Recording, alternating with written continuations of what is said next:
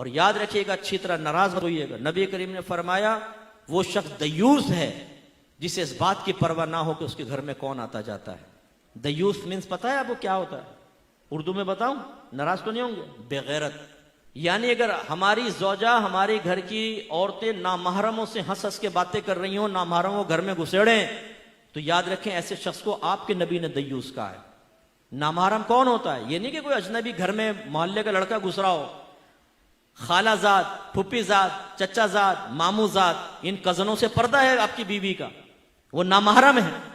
इसी तरह लड़की का और खालू का पर्दा होता है, इसी तरह आपका और मुमानी का पर्दा है। इसी तरह अगर आपकी चच्ची खाला ना हो सकी, बाहर से आई हैं, तो चच्ची का और आपका भी पर्दा है। हमारे यहां कहां हो ये इसका ख्याल करते? अल्लाह के नबी पर्दे के अहकाम बयान फरमाएं, और हमारी हालत यह है कि अगर हम इस तरह की बातें बयान करें तो ये औरतें हमारे खिलाफ बोलना शुरू कर देती हैं। अरे क्या हम गारों में छुप के बैठ जाएं? दूध वाले से हंस के ये बातें कर रही हैं, पर सब्जी वाले से ये बातें कर निकल रही है, और वो मर्द देख रहे हैं, लेकिन हमारी गैरत ही सोई पड़ी है कि भाई तुम क्या कर रही हो? एक गैर मर्द के साथ दरवाजे पे खड़े होकर तुम बातें कर रही हो, शर्म नहीं आती है? बीबी फातिमा रज़ी अल्लाह ताला अन्हा, जिगर गोशा रसूल का आलम यह था कि आपने अपनी खादिमा से पूछा, ये बताओ हबशा में लोगों को, औरतों को दफन कैसे किया जाता था? उन्होंने कहा कि हमारे ऐसा होता था कि चारपाई पे औरत को लिटाकर चारों तरफ एक कपड़े की डोली से बनाई जाती थी ताकि किसी की नजर ना पड़े, और फिर दफनाया जाता था।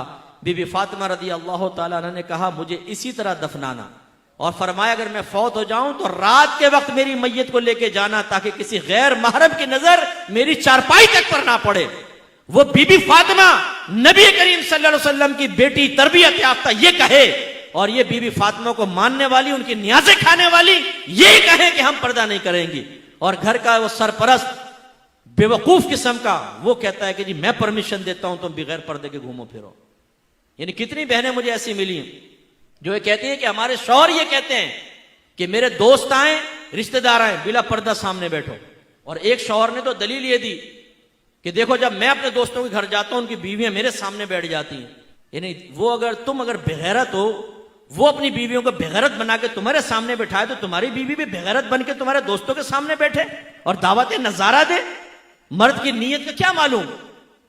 हम में से कितने ऐसे बैठे होंगे जो लोगों के सामने बड़े यूं मोहताज बनते, लेकिन टेढ़ी टेढ़ी आंखों से शादी ब्याह के अंदर सब देख लेते हैं ना। लाल वाली कपड़े वाली देख, अच्छा कर रहे यूं होंगे, उंगलियों के झरोके से देख लेंगे, और बीवी साथ बैठे होगी स्कूटर पे, पता है बीवी बैठी हो तो टेढ़ी आंखों से देखेगा ना वो साथ में जाती हुई औरत को, बातों का टकरा भी जाते हैं गाड़ियों से। तो जब हमारी नीयतों में इतना फतूर है कि शैतान कुछ ना कुछ डाल देता है, तो आपने ये कैसे समझा कि घर की औरत के शैतान से बिल्कुल पाको साफ हो गई? शैतान उसके जहन में ख्याल नहीं डाल सकता, गैर मर्द की तरफ उसकी तवज्जो नहीं जा सकती। ये हमारी जिम्मेदारी है कि हम उसको रोकें। नबी करीम तो ये करें और हम ना करें, गलत चीज है ना। एक मरतबा नबी करीम सल्लल्लाहु अलैहि वसल्लम हुजरे में दाखिल हुए, सईदा आयशा सिद्दीक़ा रज़ी अल्लाह तआला अन्हा के पास एक शख्स को बैठे हुए देखा, चेहरे अनवर का रंग बदल गया, जलाल के आसार नुमाया हुए। सईदा आयशा ने अर्ज़ किया, रसूलल्लाह ये मेरे रिज़ाई भाई हैं, यानी हमने एक ही माँ का दूध पिया है। तो फिर सरकार का जलाल कम हुआ, यानी जलाल में तशरीफ लाए कि घर में अजनबी मर्द कैसे?